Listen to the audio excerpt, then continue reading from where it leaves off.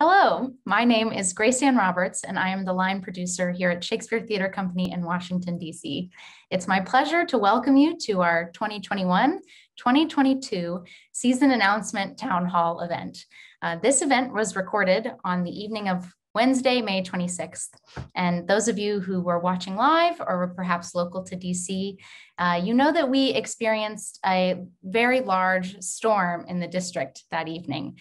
One might even call it a tempest, which interrupted the very end of our stream. But don't worry, we saved the whole event on video, which you can enjoy now. So without further ado, please enjoy our town hall event. Hello, everybody. Good evening. My name is Simon Godwin. I am the Artistic Director of the Shakespeare Theatre Company in Washington, D.C., broadcasting tonight from Rectown Church Hall.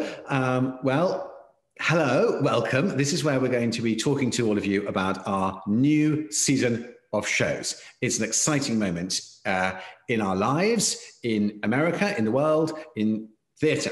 Of course, the pandemic is not over yet, but it is extraordinary that 50% of American adults are now fully vaccinated against the pandemic. I believe STC staff are at 75% vaccination rate, which is thrilling, and it does feel like the right moment to talk to you about the shows that are coming up and are going to form part of the content of the 21-22 season.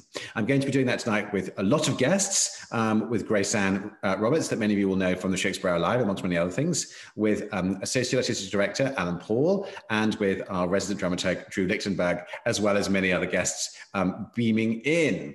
So without further ado, I'm just going to walk through, if I may, the last year in terms of our fundraising and the Phoenix Fund.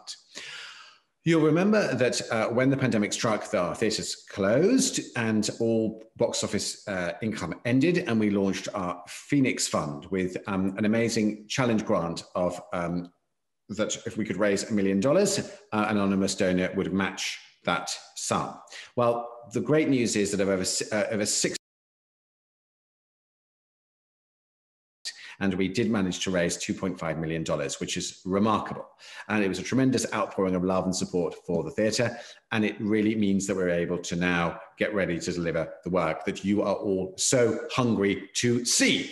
So let me hand over to Grace Ann for a subscriber update. Let's get some hard data on this question before we get to the shows. Grace Ann, are you there?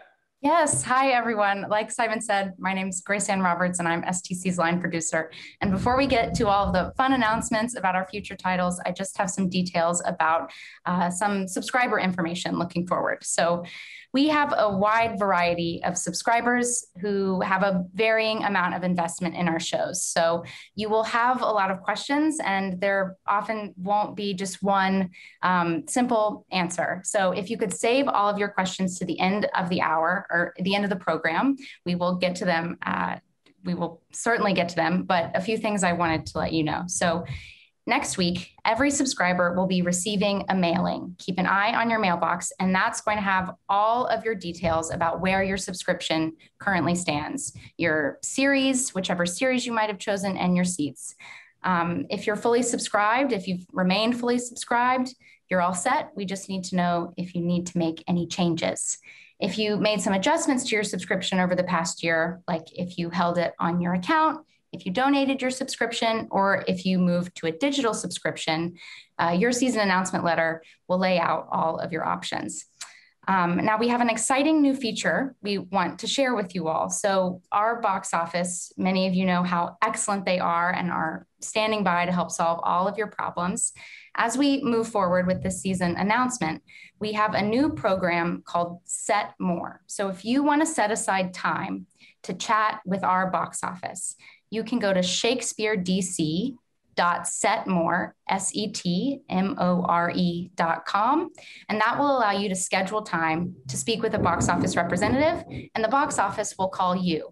So no waiting in line, no hold music, or long hold times on the phone. Our box office will call you to get you all set.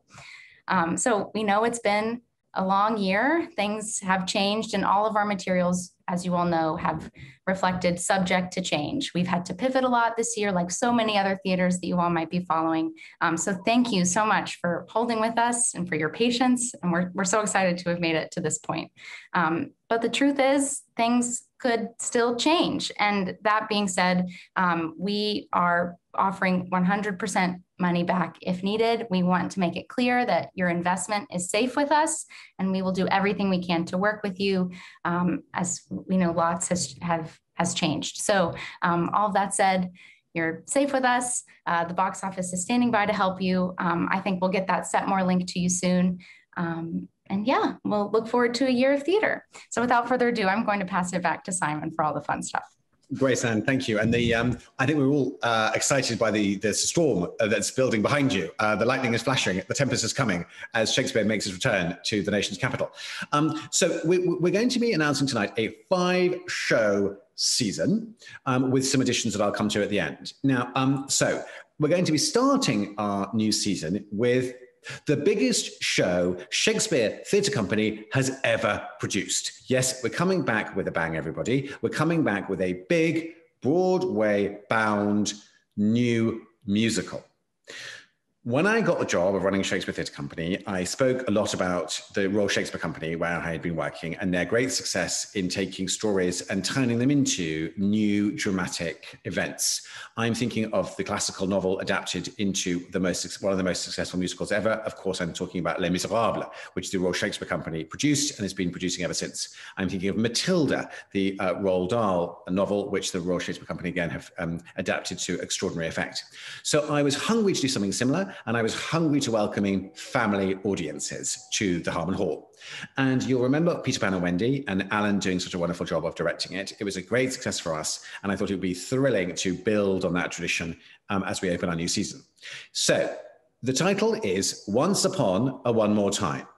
And this is a show that takes fairy tale stories and reworks them in a tremendously witty, inventive, and clever way. It also features the music of Britney Spears. Yes, Britney Spears is joining Shakespeare in our theatres this year.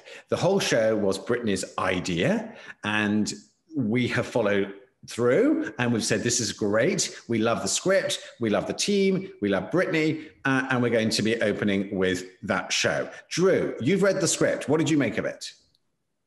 I did read the script, Simon, and yes, it reminded me very much of Lauren Gunderson's approach for Peter Pan and Wendy, and if anything, even more ambitious, even more erudite about the traditions, the classically that they're taking on.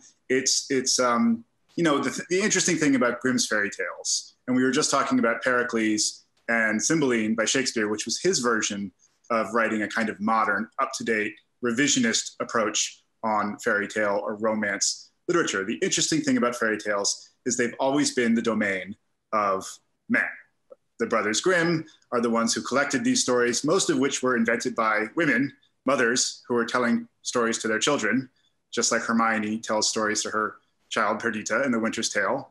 And they kind of patriarchalize them, to coin a word, if you will. So what I'm really excited by with this play is that it's taking on this tradition of Disney princesses and attempting to ask the question of what these plays can mean for us now. Why are we still so fascinated by these representations of Cinderella and Sleeping Beauty and Snow White? And also, why do we seem to recapitulate these tropes or these images of the feminine in our teen idols? So, you know, it's really not a jukebox musical as I understand the term. It's using Britney Spears's songs. You know, if you sing Once Upon a One More Time to Hit Me Baby One More Time, you might get a sense of where they're going with this play. It's recontextualizing, repurposing Britney's works towards a more progressive, more modern, arguably maybe more feminist worldview. So I'm very excited to see it on our stages at the Harmon Hall, and I'm really curious to know how it resonates with our classically minded audiences who will probably recognize and laugh at a number of the very interesting sort of inside classical jokes that are being made about the fairy tale tradition. Back to you, Simon. Drew, thank you for that brilliant account of Once Upon a One More Time. And let's now build on that by introducing the directors of Once Upon a One More Time, Keone and Mari Madrid, who I think are with us, have recorded a message on video. Let's welcome them to the show right now, if we may. Thank you.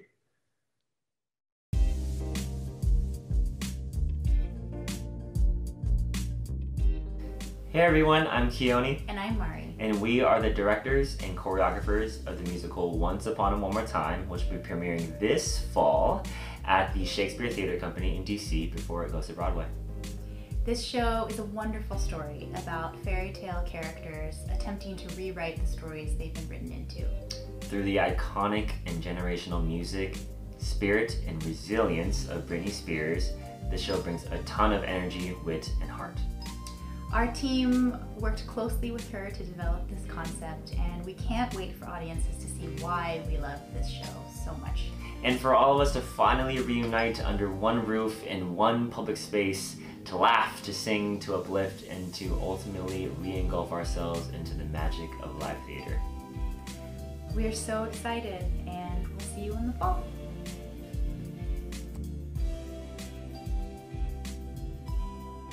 Terrific. Okay, well, there we are. Thank you very much. Looking forward to welcoming the team for Once Upon a One More Time as show one. Let's go to show two. So we're going to stay in the Sydney Harmon Hall, and it's my absolute delight to share with you that Associate Artistic Director Alan Paul, known to our audiences for his brilliant work such as Camelot, Kiss Me Kate, Peter Pan and Wendy, is taking on a much heralded, celebrated American classic that is Thornton Wilder's Our Town. So let me welcome Alan to the show. To say to you, Alan, I'm thrilled that you're going to be directing Our Town as part of this season. Alan, yes, Our Town, how's it feeling? Hi, Simon. It feels great. I mean, after a year of all of us sitting at home, the thought of being in a theater again is, magical. And, you and I spent a long time figuring out what the right thing would be to come back with. And I just kept coming back to this particular play because it is about life and death. And it's a play that, it has touched everyone's life. I mean, you probably can't find a person out there who hasn't seen it. And the chance to talk about what life means is what is so special about this particular play. And how often we don't recognize the richness of the life that is around us as it happens. And so I'm really eager to explore that. And and I think it's also for me a celebration of imagination. Because, Thornton Wilder wrote the play in 1938, and he was so specific about having no furniture, no set. It was just people in a basically empty space. And, for those of us that have spent the year looking at Netflix on our computer, everything that is so real, I think it is going to be so special to, to use our imagination again in a totally theatrical way. Great. And Alan, you're working with, that's going to have a special relationship to Our Town, to Washington, D.C. and to Virginia and Maryland. Is that right, Alan? Well, the play is called Our Town. And, so many of my friends are actors in the community. And I'm so conscious that these great actors that we all love have been out of work for 15 months. And so I thought, wouldn't it be amazing to fill this company with an entirely local group of actors and to celebrate the talent of DC and Maryland and Virginia? And, the play is about community. And so I want to show a slice of our own community. And I think that Grover's Corners is just an allegory for wherever the play is being produced. So it'll be us up there, which is really, really thrilling to say. That is wonderful, Alan. Thank you.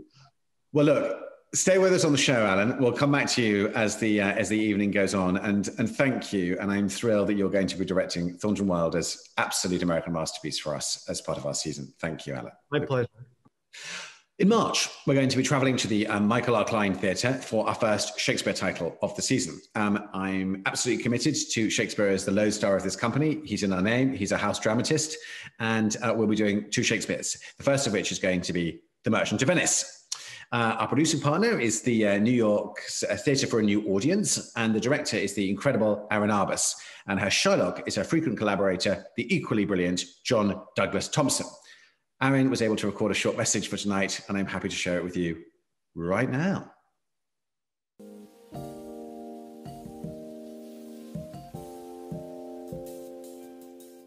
Hi everyone, my name is Erin Arbus, and I'm very happy to tell you that this season I will be directing a production of The Merchant of Venice with John Douglas Thompson playing the role of Shylock in a co-production between the Shakespeare Theatre Company and Theatre for a New Audience. John is an amazing actor, and I feel very lucky to have had a long collaboration with him.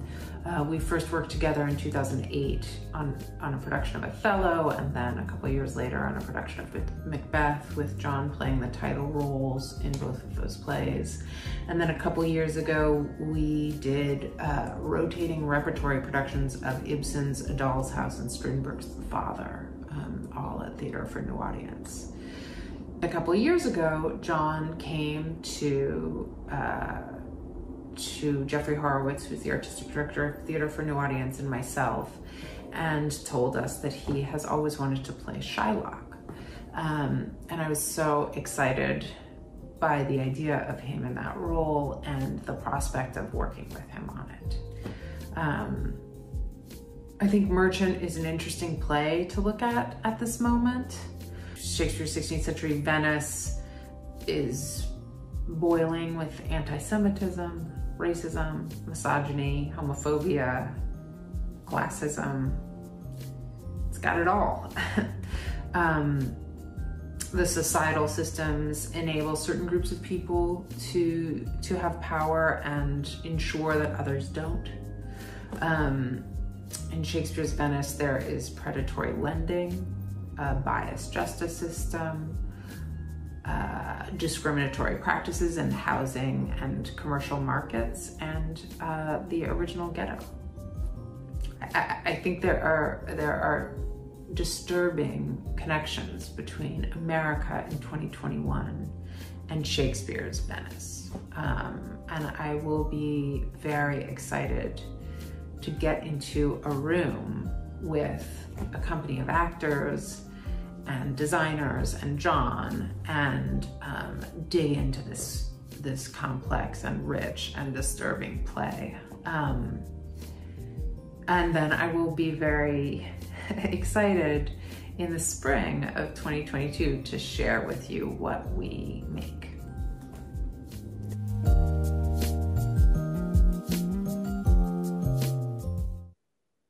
Well, thank you very much. Erin Arbus, director of The Merchant of Venice there. Well, our season is called Play On because, well, what are we doing but that? We're playing on. It's borrowed from Twelfth Night, and we are returning and playing on with another Shakespeare, one close to my heart, which is Much Ado About Nothing, the play that I was just on the verge of starting rehearsals for when the pandemic shut us down. So Much Ado About Nothing is back. It's going to be set in a Washington cable TV newsroom with warring anchors of Beatrice and Benedict, warring on air but falling in love off air. And I think it's going to be irreverent and playful and funny and heartwarming, and is going to sort of stay in dialogue with technology in a way that something I've been forced to do over the last year, not least with the Shakespeare Hour Live, but also with my own TV movie of Romeo and Juliet. So let's now move to our last play of the season, which is not by Shakespeare, but has very much to do with Shakespeare and the performing of Shakespeare. I'm very pleased to share that the season will close back in the Klein Theatre with Red Velvet, directed by Jade King Carroll. She's a remarkable director, and I presume that she's making her debut with STC, but actually, thanks to the video we're about to share, she's actually had a history with us. So let's hear Jade King Carroll talking a little bit about the play Red Velvet by Lady Chakrabarti.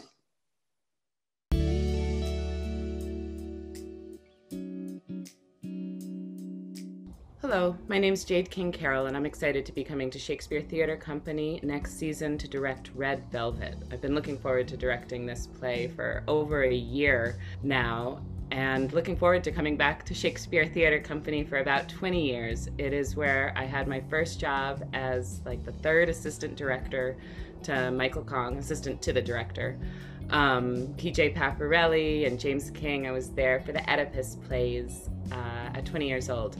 So it is with great pleasure to be coming back to DC and to do this play that's so timely and poignant, and a love letter to the theater, and also a reminder, a call to arms about moving forward, the importance of storytelling, agency of storytelling, and yeah, who gets to tell the story. This play is so rich in what it offers, both all of the creatives that get to work on it as well as the audience, because Lolita has done such a wonderful job of weaving the Shakespearean text into this play. So we really, I think of it as a prism and kind of really looking at it through all of these different angles of what this character and this story, who Othello is, what it means to embody a Shakespearean role of that magnitude, and what a life on the road as a Black actor is, as a Black art theater maker is.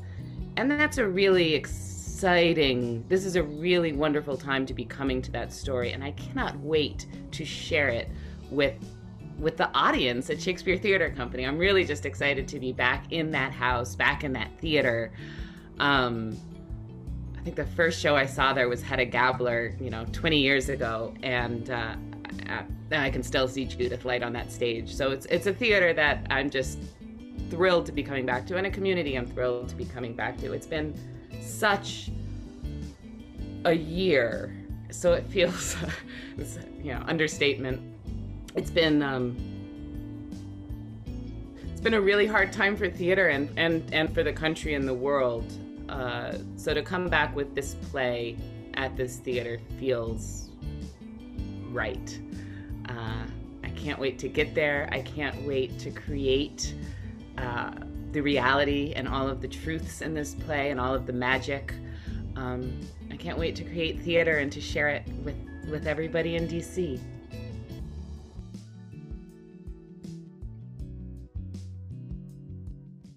Well, thank you so much, Jade. We can't wait to welcome you back. And so look, that's the fireplace season. But as the older adverts would say, wait, there's more. There are two, as it were, pre-season shows that are going to happen even before the Once Upon a One More Time kicks us off on the 5-show season.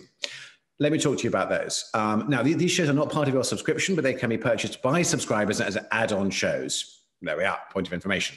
As many of you know, when the pandemic struck, Town of Athens was running in decline, but running in the City of Harmon Hall was The Amen Corner by James Baldwin, directed by Whitney White, which was selected by the Washington Post as one of the 10 great theatre events of last year.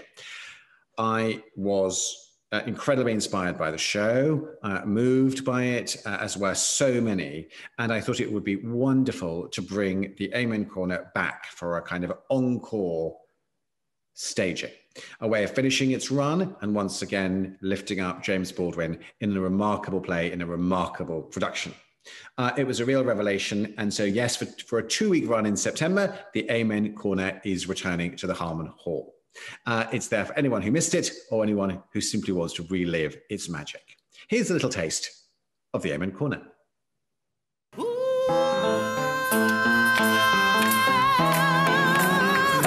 I've been working with Jesus a long time. Yes, Lord, I've been working for Jesus a long time. Yes, Lord, I've been running by day and the breaking by night.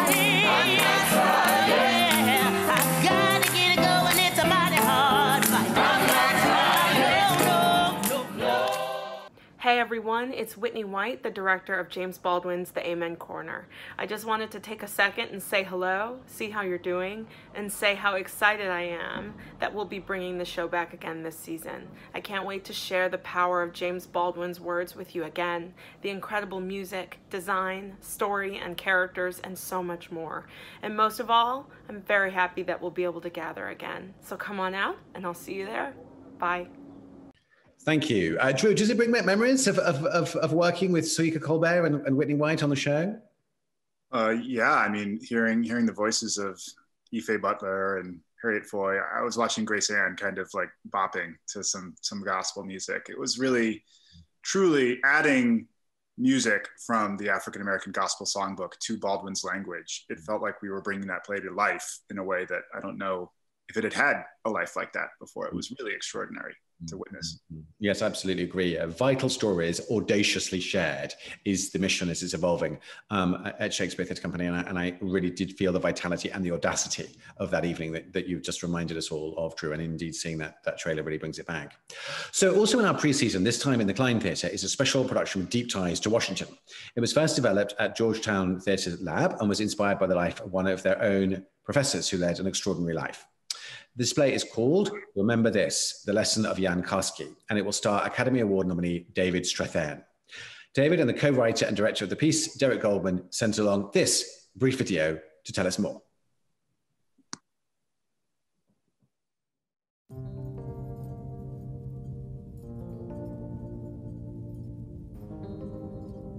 Hi, my name is Derek Goldman, and I am the director and the co-writer with my colleague Clark Young of Remember This, the Lesson of Jan Karski. We are so thrilled and honored to have the opportunity to present Remember This, the Lesson of Jan Karski at Shakespeare Theatre.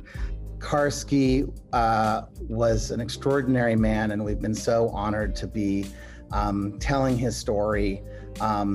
He was a World War II hero, a Holocaust witness, a longtime professor at Georgetown, and a messenger of truth whose story we think has incredible resonance right now. This is a piece we've been developing over several years, but just had kind of premiered in this one-person version right before COVID hit. We were scheduled to travel around with it. We've been waiting for the opportunity to share it with the world, and we can't think of a better place to do that than on the stage at the Shakespeare Theatre. Over the past 7 years, we've been exploring and developing this story, and at the center of that exploration has been my great friend and colleague, David Strathairn, who embodies Karski in this one-person show, and I'm going to hand it over to David to talk about this play. David, take it away.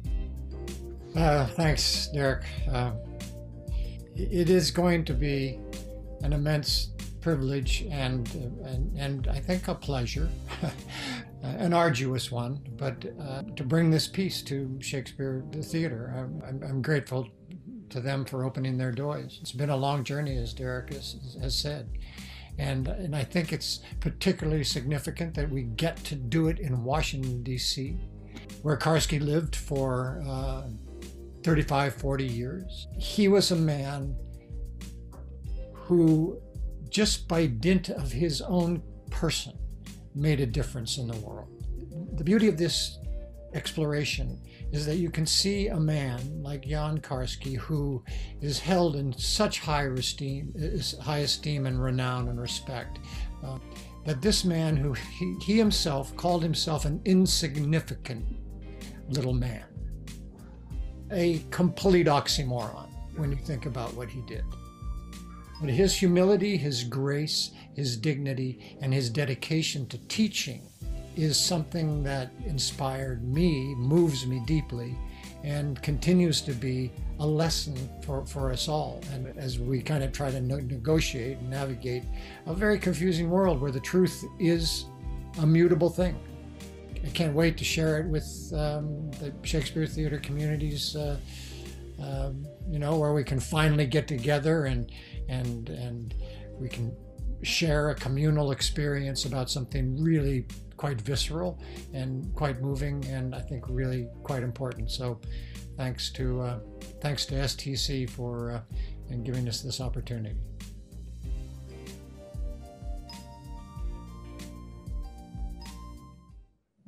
Well, terrific to hear those words. Thank you very much, all of the folks that have been working on that remarkable piece. Alan, you've been having some great conversations with Derek about the show.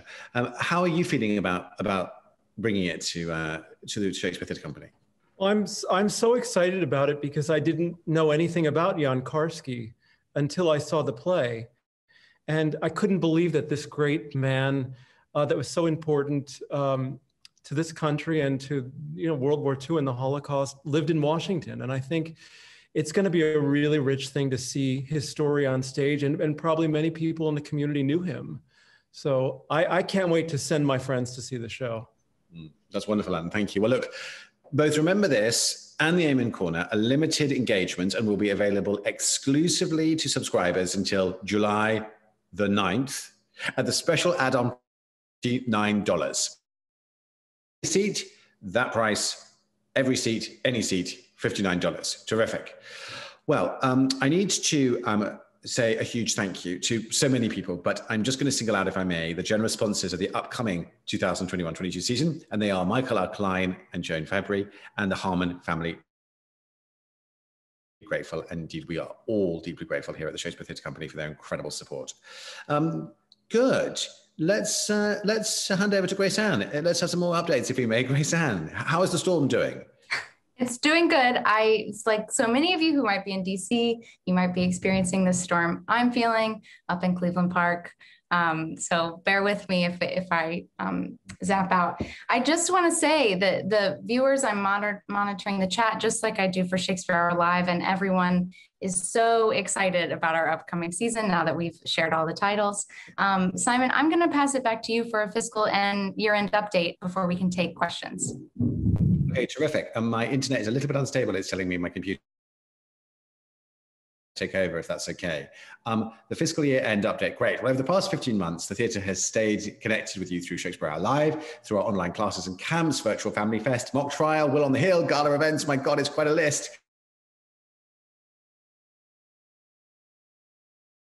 And our friends at KPMG have made a new matching opportunity to help raise money for the home stretch. Any donation that you make before the end of our fiscal year on July the 31st counts towards that match. So when you're updating your subscription order, please, if you can, give generously and help us open the doors again. Our magic only happens. I think now would be a great time to open up to some questions. So if you're new to Vimeo, many of you will be familiar with the platform from Shakespeare Hour Live, but you should see on your screen a blue Ask button. If you click that button, you're able to type in your question, and I'll see it in a special Q&A section of my Vimeo window. So don't put it in the chat. Please use the blue Ask button. First, I'm going to answer a question from Anonymous, who asks, I'm curious about what happened to the Crucible. It had been mentioned in a previous season and is not listed here. I just want to say, and maybe Simon, Drew, or Alan, you could also speak to this as well, but there were several titles that we had announced in previous iterations of the season that we couldn't include this year. And those shows are very much still on our radar, but after the hard year, just making schedules work for everyone, something we'll have to look for in the future. So that title is still very much on our mind. We haven't forgotten about it, and we're glad you're thinking about it too. But look for that in the future. I'm sure a lot of theaters are going through a similar situation, but look for it in a subsequent season. But Simon, anything else you want to chime in on that with? Yeah, thank you, Grace, and thank you to somebody that shared that question. Whitney is such a brilliant director that, of course, she's now in demand around the world, and there is, for all these directors that have had their shows paused, lots of demand and lots of kind of traffic jam of shows. We are totally committed to the Crucible. Whitney is totally committed to directing. I'm pretty 99% confident that we'll be announcing shortly how it could fit into the year that's going to come after this one. Thank you. Back to you, Grace Ann. Hi again. I hope you enjoyed the town hall and all of the exciting news about our upcoming season and the excellent shows we have planned for you over the next year. You will have seen that at the end of the hour, we got to answer just a few questions from the audience, but I want to pick up on the final question that we began to answer, which was about our mask requirements and overall COVID safety procedures. So the overall point here is that we can't say exactly where we may be in the fall. We are, of course, diligently keeping our eye on national and local guidance there, but it's hard to say. It's an ever-evolving situation, as I know you all appreciate, and we are definitely keeping our eye on what changes will need to be made for that time. If you have attended blindness over this spring, or if you have a member of your family that's attending Camp Shakespeare this summer, you will have received all of our clear guidelines about our health and safety procedures, and we will absolutely continue to update those. And please feel free to visit our website to see what safety safety plans we have for those programs in place now. Of course, we will continue to update them as the year goes along. One thing I can share with you today is that we do plan to eliminate mask requirements indoors as well as social distancing requirements indoors. We do plan to be at full capacity. That is our hope, as well as returning to selling concessions, which we are not currently doing for blindness, but that's something we really hope to do in the fall. But of course, like so much of this is all subject to change, and we're really keeping our eye on what's best for everyone at that moment. And so stay tuned closer to the fall for more updates there. What's most important is that your health and safety is our absolute top priority, and we're doing everything we can to ensure that. If you have any questions about our COVID safety procedures, questions about your subscription, or anything else related to the season, we really do want to hear from you. So please reach out to our excellent box office team anytime at stcbox@shakespearetheater.org. They are standing by and waiting to hear from you. We are so excited for our 2021-2022 season, and we can't wait to see you at the theater. Thank you so much.